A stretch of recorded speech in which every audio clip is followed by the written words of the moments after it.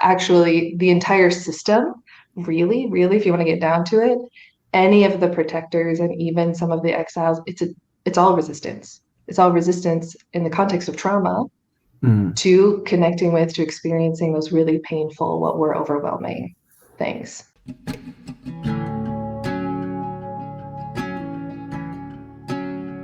Before we dive into today's episode, I want to thank our sponsor, Jane. Jane is a clinic management software and EMR that helps you handle your clinic's daily admin tasks so you can free up your evenings and weekends. The team understands how precious your time is and recognizes that charting can often be the most time-consuming part of your practice. So to save you from having to chart from scratch, you can check out Jane's template library, which gives you access to templates that have been generously created and shared by health and wellness practitioners in the community. Once you have a template you like, you can choose to customize it further with charting tools such as range scales, text fields, check boxes, and more. To see how Jane can help you spend more time doing what you love, head to the link in the show notes to book a personalized demo. Or if you're ready to get started, you can use the code JOHN at the time of sign up for a 1-month grace period applied to your new account. Let's dive in. Virginia Jenkins, aka the Resistance Therapist, is a licensed therapist with over 10 years of experience working with trauma. Also, she's also one of the most resistant people she knows.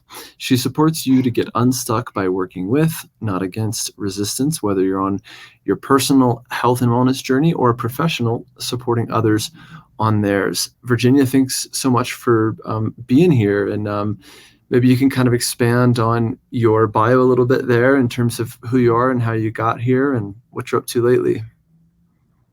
Great. Well, also thank you so much. I'm really excited to be here. And happy to share. And what the first thing that comes up is like, just, I really love resistance. That's how I got here. And it was not like the plan of my life. I actually intended a totally different trajectory professionally. But I ended up working with court-mandated clients as my first job out of graduate school. Mm. And I loved it. And it surprised me how much I loved it.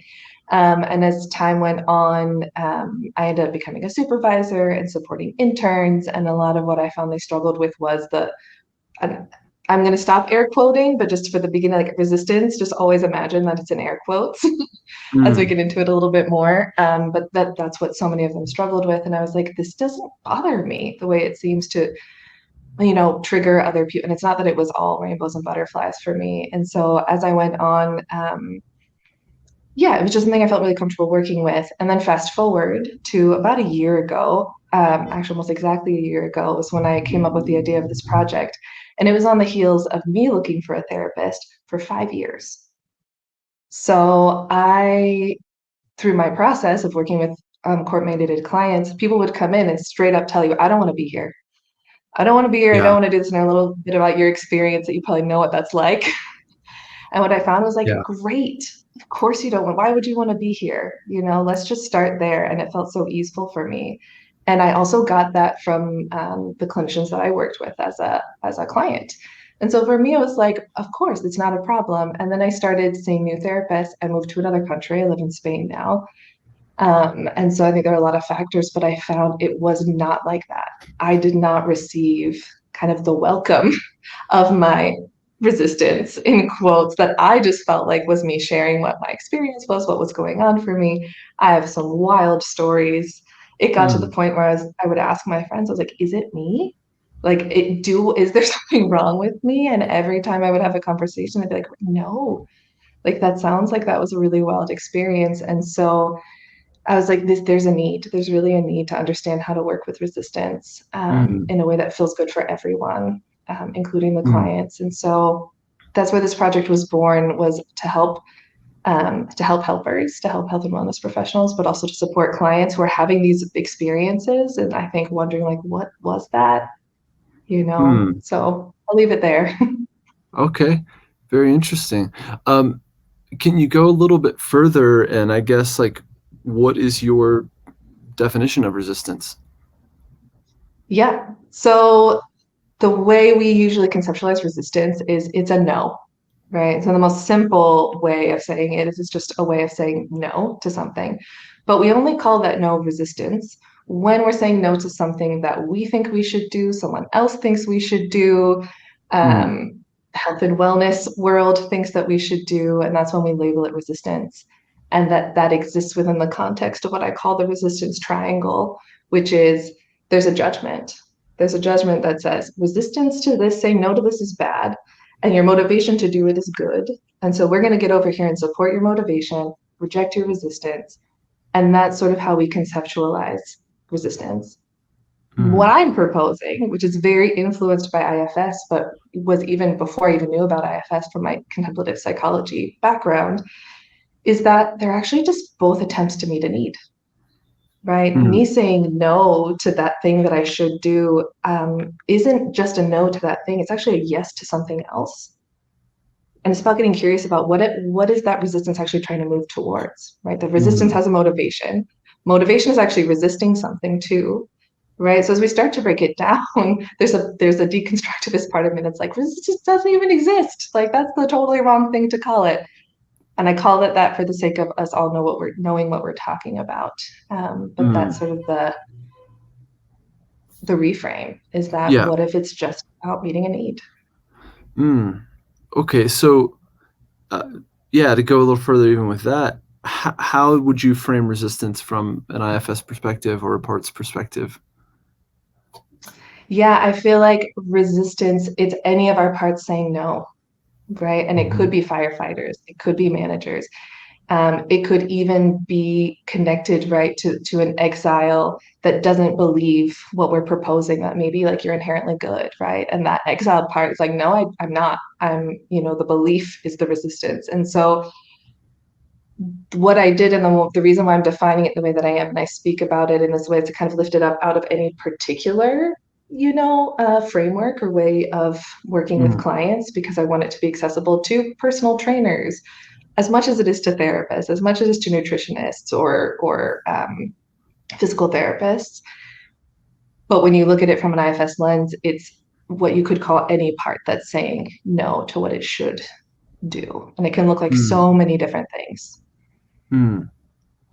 Well, and Yeah. what So, occurs to me is something that so mhm. I just Go quickly ahead, like please. is that entire system really, really, if you want to get down to it, any of the protectors and even some of the exiles, it's all resistance. It's all resistance in the context of trauma Mm. to connecting with, to experiencing those really painful, what were overwhelming things, right? Mm. Yeah. Which is why I love IFS Yeah. because it gives space for Yeah. that. Hmm. Yeah. Working with it rather than against it. Um, a big part of IFS and kind of the spirit of IFS. Um, in grad school, I remember we were kind of what was offered to us pretty explicitly was thinking about or labeling a client as resistant is kind of a harsh label or kind of another way of saying they're a Mm-hmm. difficult client, right? I understand Yeah. that your definition is goes beyond that, really, to honor resistance. We were also told to kind of label it hesitance in a way, like client is not yet Mm-hmm. ready to change. So how do you think about that, like resistance versus hesitance? Yeah, I think it's really accurate to say that no, there's no such thing as a resistant client. Mhm. And again, for the sake of going deeper into this, that I might say there is really, you can't call any part fundamentally resistant because resistance Mhm. contains motivation. Motivation contains resistance. We all have resistance. We all have motivation. And so I think hesitance is accurate because I think it also gives a little bit more space for what I'm making the argument for, which is that um, it's not just no, right? And I do like Mhm. that work because it gives a little more space for that. Mhm. Yeah. So, yeah, walk us through then how you work with resistance or hesitance and how it's yeah, how you're kind of framing the work and the ideas. Yeah. And so for me, it's essentially a three-step process, and it looks a little different, if I'm offering support to professionals and supporting them to work with clients who feel stuck. I also use that word a lot too. That really, we call it resistance. It gets labeled resistance, but really, the reason why we're in that judgy mode and calling it that is because there's a stuckness. There is a stuckness, and that is true. And so, first of all, we look at what's your relationship to that stuckness, to what you might be labeling resistance. And so, before I get into my agenda, before I get into, and especially if we're taking this outside of the therapy world, where there might be a little more space or understanding around this, saying Yeah. you've got to work with yourself first. What comes up in you when you experience your client being stuck? What comes up in you that leads you to label it resistance? Yeah. And so that's the first, and to stop saying my resistance to their resistance, I call it meta resistance, right? That as clinicians we might have, or as health and wellness professionals, we might have this meta resistance. And so we start there. And if it's my own resistance, it's the same thing. What do I believe about this thing in me that's saying no to something I'm supposed to do? And often there's a lot of judgment or shame, feeling like I should not have this, right? There's especially the more popular health, wellness, therapy, all of this gets, I think there's more and more shame about like, why is something in me saying no to something that theoretically is so good for me, right? Whether it's the ice baths or the, eating certain foods or whatever, And so we start there. And then the second step, once we kind of clear that and maybe reframe our relationship to resistance, and maybe even by that point, we're not even calling it resistance anymore. The question starts to be, okay, well, what need is that in IFS language would say part, right? What need is that part trying to meet for me? And so we pause there and we explore that. And then the final one is, what do we want to do with that? Right? What does that look like in daily life and going from there? And that's going to look different again if you're a physical therapist or, a coach or whatever it is. But that we take it inside first. Gotcha. Okay. What do you find are some common reasons for resistance? I mean, anything. So many things. In general, it's protective, right? Anything that when we are going to make a change, I really like this image of imagine that you could take anyone to therapy or to a personal trainer, to a nutrition, whatever you think they need, you can take them there and you can sit them down and you can tell the professional, here's what's wrong with them, right? They're not working out enough, or they have a lot of anxiety, or they seem depressed, or, I think they need to eat healthier, whatever it is. And you get to tell them everything that's wrong. And then you walk away and that person is sitting there. I was like, well, how do you think that person feels now? And right, that's how people's resistance feels when we take ourselves to therapy, right? These motivated parts take us to therapy, dump the resistance and say, help it out. And it's anything from feeling discomfort, not knowing how to do what we're doing. It could be shame. And to the point of this podcast, a lot of it is trauma. So much of it is trauma. So much of it is, if I do this thing that I think I'm supposed to do, it's going to threaten me somehow. It's going to threaten my safety. It's going to threaten my comfort, my familiarity. It's going to make me vulnerable somehow. And I think about myself with going to the gym. I really have struggled my whole life with physical exercise. I look back to elementary school, middle school, high school, all of it. I hated gym. I hated moving my body. And I hated really getting my heart rate up when I look back now. That's what I didn't like. And I just started personal training a year ago too. Same trip I decided to do this project, also picked up personal training. And so it's been really interesting as I've been doing this project to kind of watch myself doing this thing that I have a lot of parts that are like, no, no, no, no, no. And some of it, as I explored my resistance, it was about, oh, but I don't have enough time. I really do need more fun in my life. I'm, recently a full-time stepmom and a dog parent and all of running my business and all of this stuff. And so some of my resistance was about those things, which is totally valid. But as I sat with it more and more, so much of it was like, I don't want to feel that way again. Actually, my heart rate going up is really, really terrifying for me. And I don't like it. And I don't want to go there. And as I sat with that, I was like, oh, trauma. Right? This puts my body back into an experience that feels really scary to me. And that's always been true. And as I did that, and so even as I'm talking about it, I can see like, ooh, it's going down, down, down. I can feel it. And so I think so many people underestimate how much of our resistance is really about something way, way, way deeper, right? And how Mm-hmm. often then it gets labeled as laziness or, um, oh, it just doesn't matter to you. It's one of my Yeah. favorite. Like, you just don't care about your health. I'm like, Mm-hmm. but I do so much. I care I worked on farms. Like, I care about my health. And so, yeah, it can Mm-hmm. be a whole range of things and included in that. And so often it is something much deeper. Yeah. Yeah, that makes sense. So yeah, going further with the trauma piece, which yeah, to your point, that's really what our show is about. And how do you see the interplay of the two between trauma and resistance? I think resistance is implicit in trauma, right? Mm-hmm. If there's been trauma, we're going to have parts that don't want us to go there, right? Again, going back to this idea of like our motivation, for example, brings us to therapy because logically, I know trauma's getting in my way. It's because of trauma that I struggle with Yeah. these things or have a hard time. So I logically want to work with it, right? And so we have to assume as professionals that, especially when they're coming explicitly for that, as professionals, as therapists, especially, that Mm-hmm. we're going to hit resistance.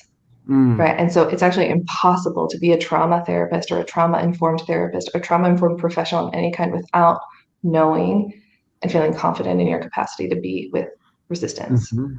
Yeah.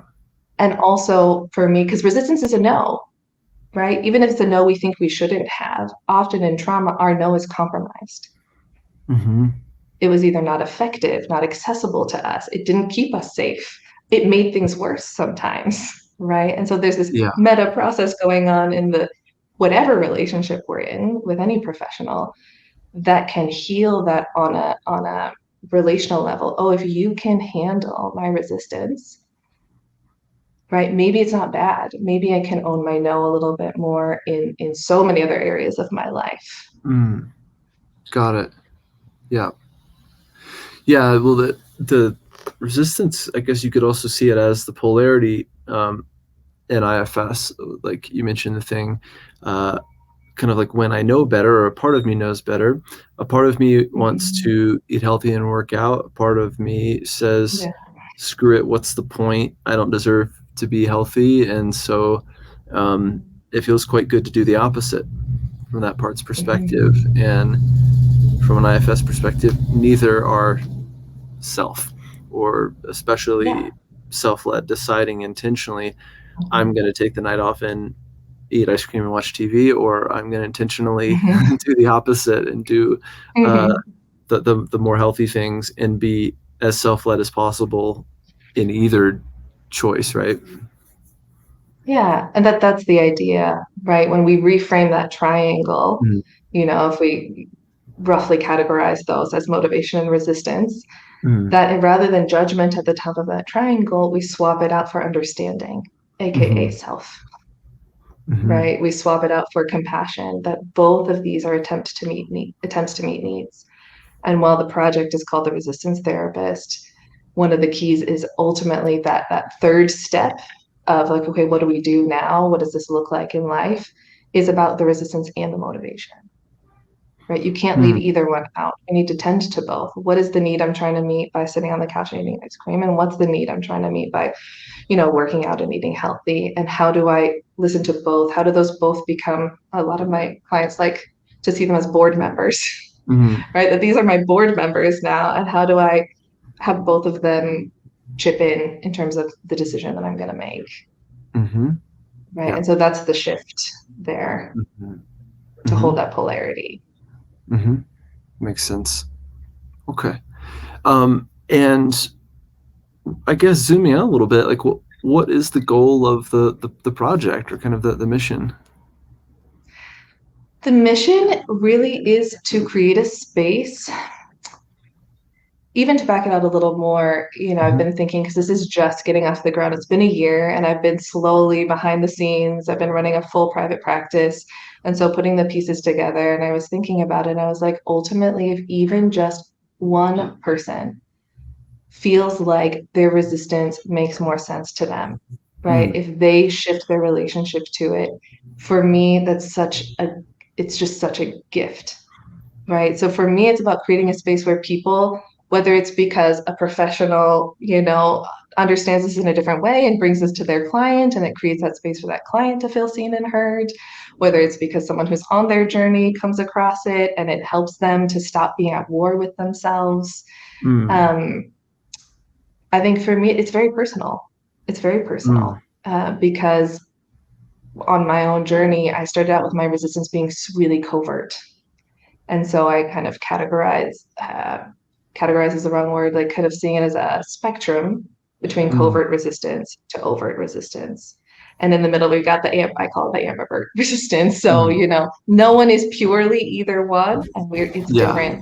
There's different things that we're working on, different things that we struggle on. But on the average, it was much more covert, right? I was Mm. like, I love therapy and I want to, know myself and heal my traumas. Mhm. And so I showed up as the good client and I got rewarded a lot. And people didn't see my resistance. As much as I look back and I'm so grateful for my very alternative training at Europa University, and that we were taught there's nothing that doesn't enter into the process of healing. There's Yeah. nothing that's a problem, right? All that whole Yeah. mentality.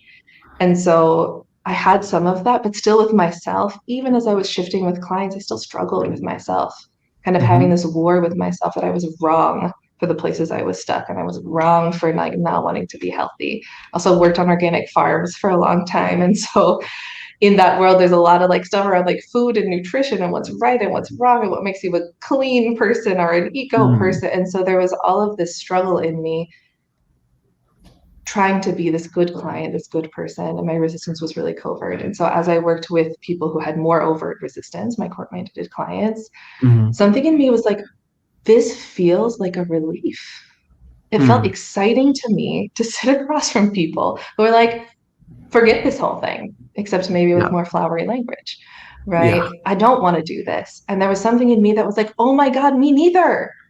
I don't Mm. want to do this either. Actually, I Mm. really don't want to look at my trauma. I just want to feel better now. Yeah. Right. And it started Yeah. to wake up something in me that made me feel alive and made Mm. me feel real and honest with myself. And it was funny because as I started to internalize that, and by the time I arrived in Spain and was looking for another therapist, I was super comfortable with my resistance. And so it got more and Mm. more overt. Mhm. And it was interesting because there's this sweet spot where I was like, I'm good with my resistance. The professionals I'm working with are good with it. I love working this with my clients. It's very energizing to just be so real and so direct, and then to come and be like, oh, this actually Mm. isn't going well. And Mhm. this is really painful.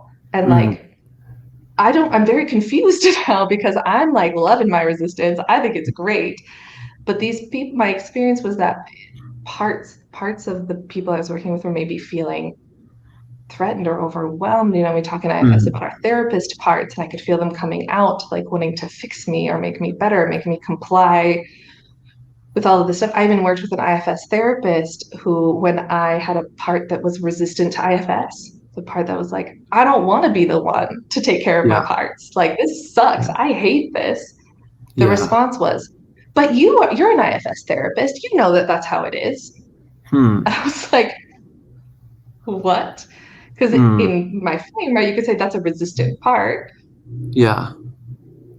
but it was just expressing a need, right? It was part of my process, and it totally pulled me out of my vulnerability, of my Mm. openness.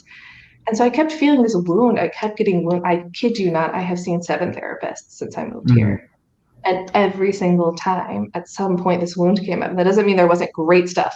I Yeah. got great stuff also out of every single relationship. Um, And I started thinking, like, I'm a therapist who's really comfortable with resistance and loves my resistance. And this is this painful for me. This is this hard for me. I was spending sessions sort of trying to repair the relationship or help the Mm. professional understand what had gone wrong or what had happened for Mm. me. And eventually I was like, I don't know, I don't want to do this anymore. right? I want to pay someone to, and I watched, there was my own parts taking over of like, oh, I have to teach you how to take care of me, Mm. right? And Yeah. so that pain, that process, and thinking about my own clients who come to me having had similar experiences, not knowing that they're allowed to give me feedback, not knowing that Mm. they're allowed to say no or disagree or all of these things. It's like, so that's a lot of my motivation is I know what it's like from the therapist side, but I also really know how painful it is from the client side. And there's just this strong desire in me of like, I don't want anyone to have to go through that. Yeah. Right. And I also don't want clinicians to have to go through that frustration. Like, I don't know what to do. I don't know what to do. When it's like, oh my God, there's some things that you can do that make it so easeful and take so much of Mm. the stress out of it. And you can feel so much less burned out. And I want that gift for them as well. And Yeah. so it really comes from that place of just like longing for more ease for everyone and less pain and less hurt for everyone involved. Mm-hmm. Makes sense. Yeah, that's a powerful motivator. And your lessons on the couch were extremely valuable to your formation as a therapist. And that's where a lot of the lessons can come from, I think can and should come from if we are in fact doing the work, which to be fair, not all therapists are. Um, and it can get kind of sketchy in that case. Mhm. Yeah. So, well, and how did that therapy journey play out? Did you eventually find someone where things clicked and you kind of could uh, go toward this wound again and make some progress with it? Yes, it did Mm-hmm. ultimately. And what was interesting is it was my own journey of slowly shifting, like kind of dealing with myself with those parts that wanted to help. Right. It was my Yeah. supervisor. And I started to notice after like the third therapist where this happened, and I paid for like two, three sessions where I was Mm. basically like in my supervisor mode. That's when I started to be like, oh, no, no, no, no. Okay, there's something I need to learn here, right? About when to let something go, Mm. right? Because I learned so much about rupture and repair in the therapeutic relationship. And I think it's so valuable. And I don't expect a therapist to be perfect. Mm. Um, but it's that classic situation where there's an original wound or difficulty or misunderstanding, but then it's being deepened by the Mhm. reaction, Yeah. of the therapist. And then that's triggering stuff in me. Then I have to take care of you to take care of me rather than saying, oh, I can walk away, Mm. right? I don't have to stay here, actually. And learning to be able to do that. And then simultaneously becoming more and more of an advocate for myself when I would sit down in the 15, 20-minute discovery call and being really, really clear. And what was so fascinating to me was the discrepancy between how clinicians perceived themselves. When I would say, here's the deal. I know that there are parts of me that are really resistant. Even as much as I love IFS, I believe in it 100%. I think IFS Mm. applied to quote unquote, as always, resistant parts is the only thing. It's the only thing that works. Um, I would get into it and that wouldn't be how it played out. They'd be like, oh, yeah, yeah, of course. And that's what Mm. I believe too. And all of this stuff, right? And their story about themselves didn't line up with the reality. It's true for me too, right? I have made those mistakes. I will continue to make those mistakes, right? It's not that I'm Mm. on my high horse, like I'm always perfect about, resistance, because I'm not. I'm not. But it was so interesting to see. And so I started both becoming really clear in my discovery calls. I started Mm. ending things when it didn't feel safe for my system anymore. And it was a lot of it was Mm. reclaiming, like, I'm allowed to be picky, right? And there's a fine line between, and that's why I would very honestly check in with my friends because I was like me and therapist friends too. Yeah. And I'm like, I'm totally willing to assume if this is my parts just being too picky. And that's a level of resistance of like, no one's good enough for me. Maybe that's a part that's here. And I'm Mm. not going to say I don't have that part either. Um, but ultimately the payoff is that I have found someone and who knows how it Mm. will go. And I also think that's been the lesson too, is like, maybe this will be 10 really great sessions, or maybe it'll be a year and then something will shift and then I get to change, Mm. right? I had a therapist once for 5 years, right? So I'm a part that really just wants to stay, stay, stay. And so that was part of the healing for me too, is like, I get to I get to walk away when it's not working anymore, and I get to choose who Mm-hmm. I work with, and I get to trust that my system, when it feels safe, those things do soften. Mm-hmm. And becoming a really strong advocate, like, no, I'm standing by my resistance and I'm not gonna cave. Mm-hmm. Got it. Yeah, makes sense. Makes sense. Um, yeah. What else do you feel like is kind of missing from the conversation so far? What else do you want to build on a little bit with the time we have left? I think one of the things, um, one of the things that comes up is I think maybe even deepening on trauma and the resistance to wanting to be the one to take care of ourselves. Mm-hmm.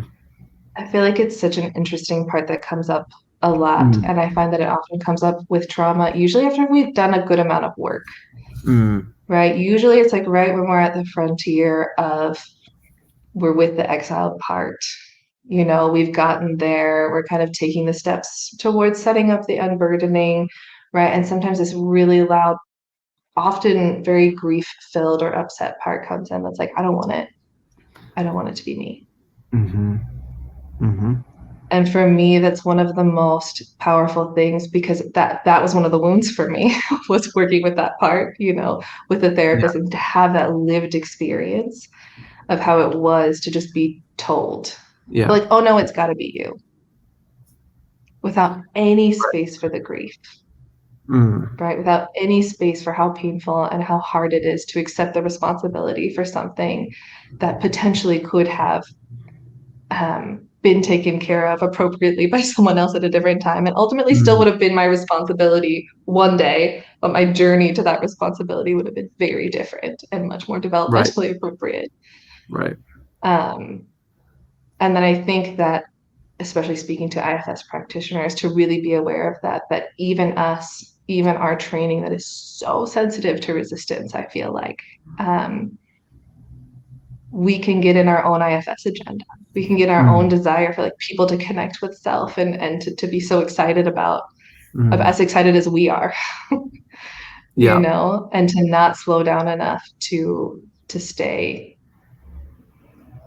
with those parts, with the seemingly like anti IFS parts, Mm-hmm. because I think it's going to kick up our therapist parts in a different way than maybe lots of other resistances would. Mm-hmm. Mm-hmm. Yeah, makes sense. Yeah, I mean the hesitation to have to be the one to take care of a part, let's say an exile, for instance, makes a lot of sense.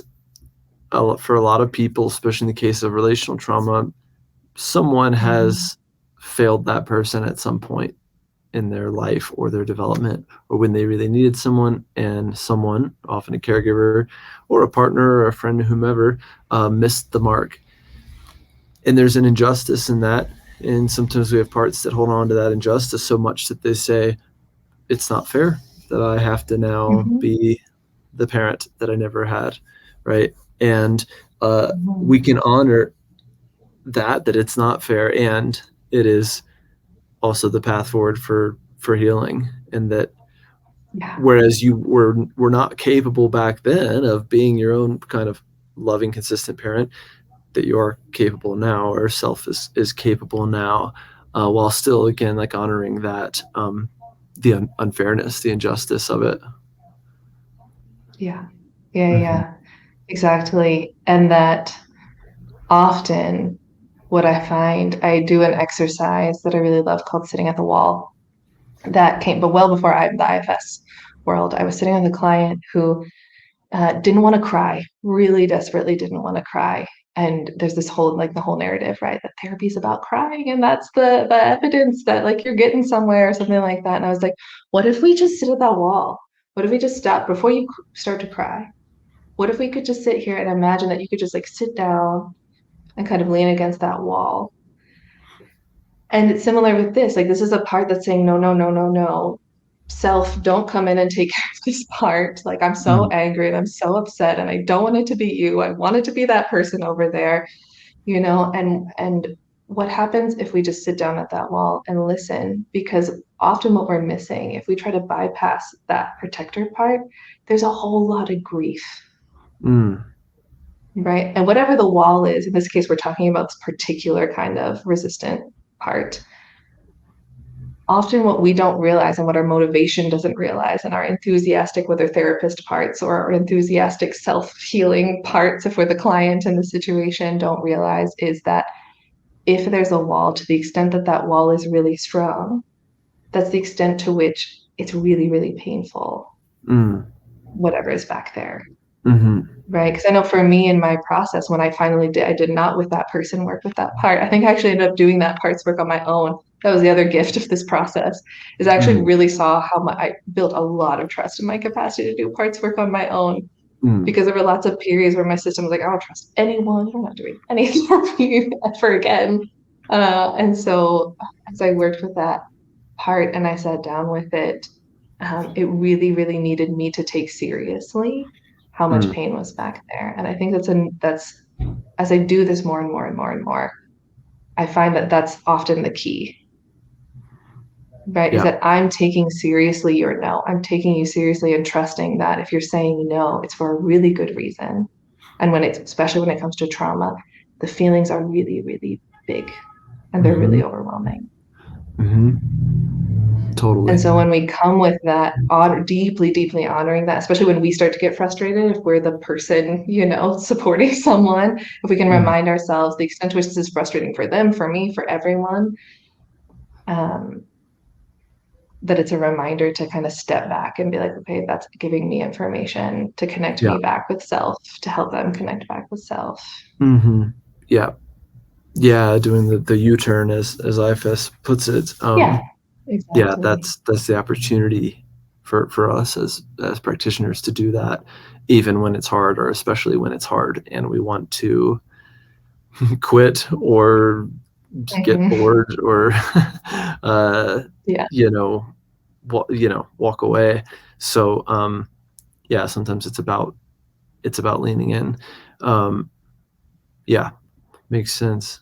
Well, and um, Go ahead. one of my favorite moments that kind of symbolized it was in my internship when I was an intern. And I have all of my training was like there's space for everything and not having an Mm, agenda. And it was very the way I frame like the contemplative psychology program is it's like very much like how to be in self. None of the like how to work with the parts directly, like that aspect. That's why I loved IFS. It's like, oh my God, you're giving me tools, you're giving me something a little more tangible, right? That fits directly in with the whole frame that I was given. And I yeah. remember I look back now, I'm like, oh yeah, my therapist parts were super active. I was trying to like help and be good and help this person. And at some point, someone might say, right, oh, they're just very resistant, Mm, just stuck. And I sat there and I was just leaned into my training, which was just say what's happening. And I was like, hey, I just want to let you know I'm feeling really stuck right now. mm, I just feel really stuck. And the client looked at me and was like, me too.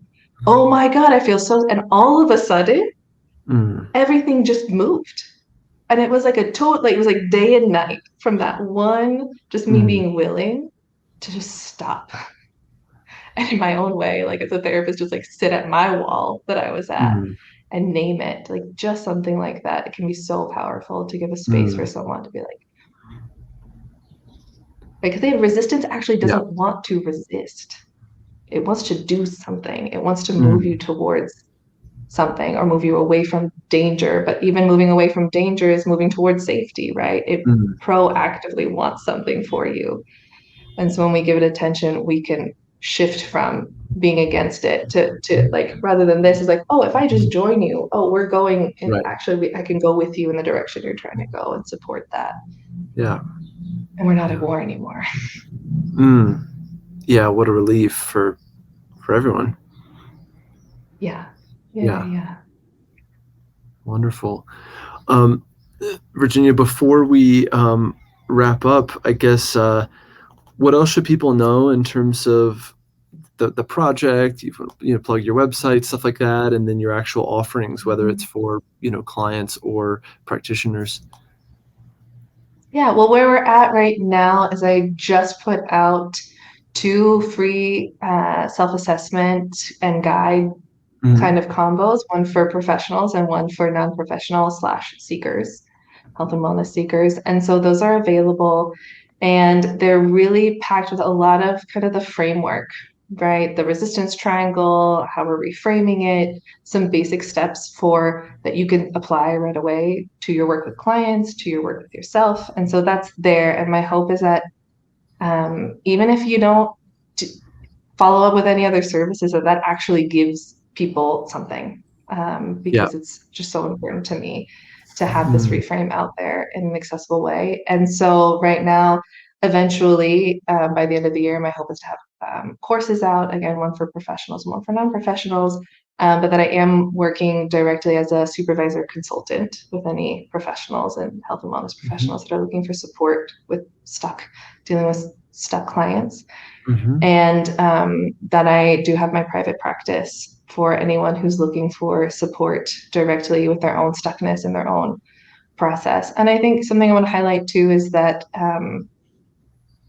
we're talking about health and wellness, but also like spirituality, Mhm. right? There's a lot that comes up around that, oh, I should be meditating or I should be engaging in Mm. these states and all of that stuff. And so for me, the umbrella of health and wellness also includes that. So people who are Yeah. struggling with feeling stuck around those kinds of practices too, this Mm. can be a big support for that as well.